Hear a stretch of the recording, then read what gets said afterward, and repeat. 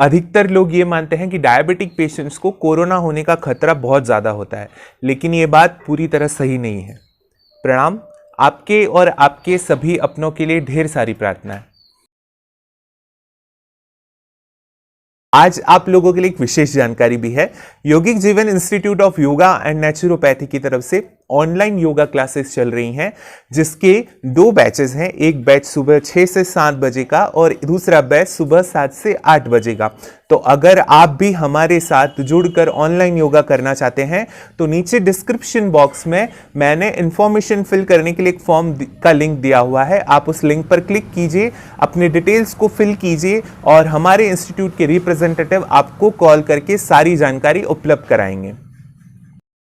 आप diabetic patient हैं और आपको कोरोना होने का खतरा ज़्यादा है, ये बात पूरी तरह से सही नहीं है। अमेरिकन डायबिटिक एसोसिएशन के अनुसार भले ही एक आदमी डायबिटिक पेशेंट हो या फिर नॉर्मल आदमी हो, दोनों को ही कोरोना होने का खतरा तो समान ही है, लेकिन डायबिटिक पेशेंट को कोरोना के आउटकम्स बहुत ज़्यादा सीवियर हो सकते हैं।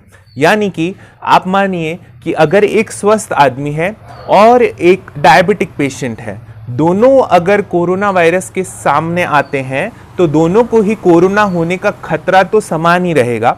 यानी कि एक स्वस्थ आदमी को भी कोरोना हो सकता है और एक डायबिटिक पेशेंट्स को भी कोरोना हो सकता है। लेकिन अगर डायबिटिक पेशेंट को कोरोना हो जाता है तो उसके जो आउटकम्स हैं वो सीवियर हो सकते हैं बनिस्बत कि एक स्वस्थ आदमी को कोरोना हो गया, क्योंकि एक स्वस्थ आदमी की इम्यूनिटी अच्छी होती है जबकि एक डायबिटिक पेशेंट की इम्यूनिटी बहुत लो हो सकती है। डायबिटीज पेशेंट को क्यों कोरोना के आउटकम सीवियर हो सकते हैं, इस बारे में हम थोड़ी सी बात कर लेते हैं। देखिए, अगर एक पेशेंट को डायबिटीज है, इसका मतलब है कि या तो उसका ब्लड शुगर लेवल ज़्यादा है या उसकी बॉडी में इंसुलिन प्रॉपर नहीं बन रहा है। और अगर ब्लड शुगर लेवल भी प्रॉपर है, इंसुलिन भी प्रॉपर बन रहा है, तो हो सकता है कि उसके चैनल गेट प्रॉपरली वर्क नहीं कर रहे हैं, जिसके कारण इंसुलिन अपना कार्य सही ढंग से नहीं कर पा रहा है। ऐसी कंडीशन में ब्लड में शुगर का लेवल बढ़ता जाएगा और जब भी ब्लड में शुगर का लेवल बढ़ता जाएगा तो इम्यूनिटी बॉडी की कम होती जाएगी, बॉडी की वुंड हीलिंग की कैपेसिटी कम होती चली जाएगी, ब्लड की थिकनेस बढ़ती चली जाएगी। और इसी तरह अगर किसी पेशेंट को कोरोना हो जाता है तो कोरोना क्या करता है, आपके फेफड़ों पे आक्रमण करता है, फेफड़ों पे आक्रमण करके फेफड़ों में वुंड्स क्रिएट करता है। कोरोना होने के बाद आपके ब्लड की थिकनेस बढ़ जाती है और अगर साथ में आपको डायबिटीज भी है तो ये सिम्टम्स आपस में मिलकर बहुत ज़्यादा सीवियर हो सकते हैं।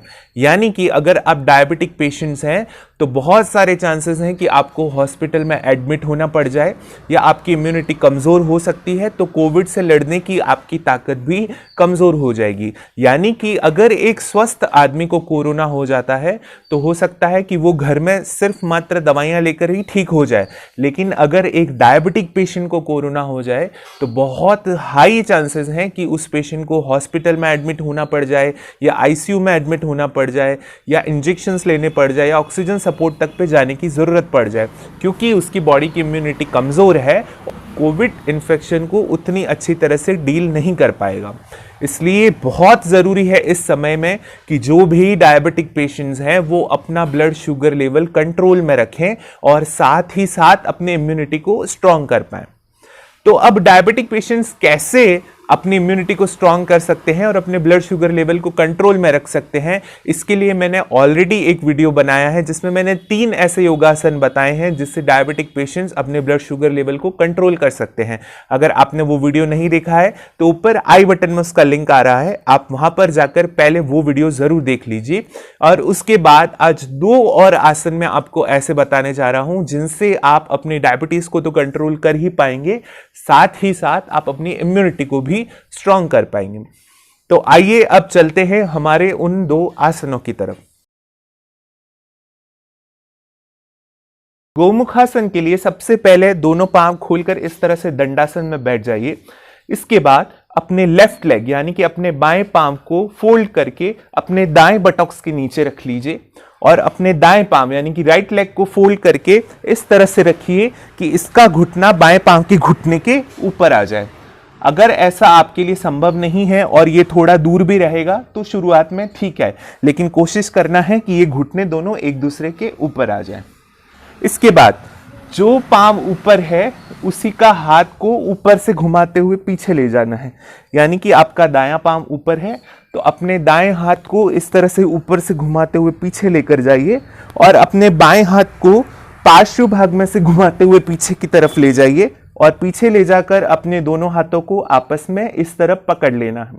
इसके बाद सामने देखना है, छाती चौड़ी, गर्दन सीधा और डीप इनहेल और डीप एक्सहेल करते जाना है। लगभग 30 सेकंड से लेकर 1 मिनट तक इस स्थिति में बने रहना है। इसके बाद एक्सहेल करते हुए दोनों हाथों को सामने ले आइए और दोनों पामों को खोलकर फिर से दंडासन में आ जाइए। ये है दाईं तरफ से गोमुखासन। इसी आसन को फिर आप बाईं तरफ से भी कीजिएगा, यानी कि दायां पाम नीचे, बायां पाम उसके ऊपर और बायां हाथ ऊपर और दायां हाथ पार्श्व भाग से। यह है गोमुखासन। गोमुखासन में आपकी जो अपर बॉडी और ट्रंक है उसमें काफ़ी अच्छा स्ट्रेच होता है और साथ ही आपके पैनक्रियास पे बहुत अच्छा वर्क करता है और पैनक्रियास से ही इंसुलिन का सीक्रेशन होता है। तो अगर आप गोमुखासन प्रतिदिन करते हैं तो आपका पैनक्रियास अच्छी हालत में रहेगा और ब्लड शुगर लेवल भी नॉर्मल रहेगा।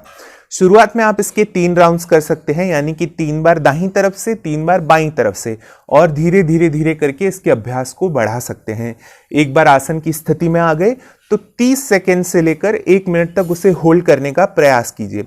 शुरुआत में ये थोड़ा मुश्किल हो सकता है, लेकिन धीरे धीरे इसका अभ्यास करने से आप अपने आसन की स्थिति में रहने के समय को बढ़ा पाएंगे। अर्ध पवन मुक्तासन करने के लिए सबसे पहले पीठ के बल सीधा लेट जाइए, दोनों पांव आपस में मिले हुए रखिए, दोनों हाथों को शरीर के पार्श्व भागों में जमा लीजिए और आसमान की तरफ देखते रहिए। इसके बाद अपने दाएं पांव को घुटने से मोड़कर छाती के पास लाने का प्रयास कीजिए। अपने दोनों फिंगर्स को, दोनों हाथों की फिंगर्स को इंटरलॉक करके अपने नी पर रखिए, अपने घुटने पर रखिए और अपने घुटने को प्रेस करते हुए अपने पांव को जितना छाती के पास ला सकते हैं उतना पास लाने का प्रयास कीजिए। ये प्रक्रिया आपको एक्सहेल करते हुए करनी है। ये आसन एक्सहेल का होल्ड है, यानी कि जब आप पांव ऊपर लाएंगे तो आप एक्सहेल करते हुए, यानी कि श्वासों को बाहर छोड़ते हुए पांव को ऊपर लाएंगे। एक बार इस स्थिति में आ गए तो 30 सेकंड से 1 मिनट तक लगभग इसी स्थिति में बने रहना है।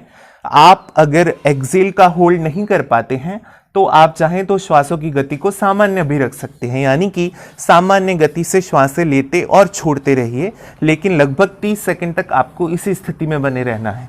30 सेकंड के बाद आप इनहेल करते हुए, यानी कि श्वासों को भरते हुए अपने दाहिने पांव को सीधा कर लें और अपने दोनों हाथों को शरीर के पार्श्व भाग में जमा लीजिए। इसके बाद पुनः यही प्रक्रिया आपको अपने बाएं पांव से भी दोहरानी है। इस तरह से अर्ध पवन मुक्तासन का हो गया एक सेट। अर्ध पवन मुक्तासन के भी शुरुआत में आप 3 सेट जरूर कीजिए। हर एक बार आसन की स्थिति में आ गए तो हर बार कम से कम 30 सेकंड से 1 मिनट के बीच में रुकने का प्रयास जरूर करें। धीरे धीरे आप आसनों की संख्या को बढ़ा भी सकते हैं। तो इस तरह से पहले बताए हुए 3 आसन और आज के बताए हुए 2 आसन, गोमुखासन और अर्ध पवन मुक्तासन, इन 5 आसनों का अभ्यास जरूर कीजिएगा। इन 5 आसनों के प्रतिदिन के अभ्यास से आप अपने ब्लड शुगर लेवल को कंट्रोल में रख पाएंगे और अपनी इम्यूनिटी को बढ़ा पाएंगे। इस कारण अगर आप डायबिटिक होते हुए भी कोविड से संक्रमित हो जाते हैं तो आपके आउटकम्स ज़्यादा सीवियर होने के चांसेस बेहद कम हो जाएंगे। तो मुझे आशा है कि आप मेरे बताए हुए आसनों का अभ्यास निरंतर जरूर करेंगे। अगली बार हम फिर मिलेंगे कुछ नई योगिक क्रियाओं के साथ। तब तक के लिए सर्वे भवन्तु सुखिनः। प्रणाम।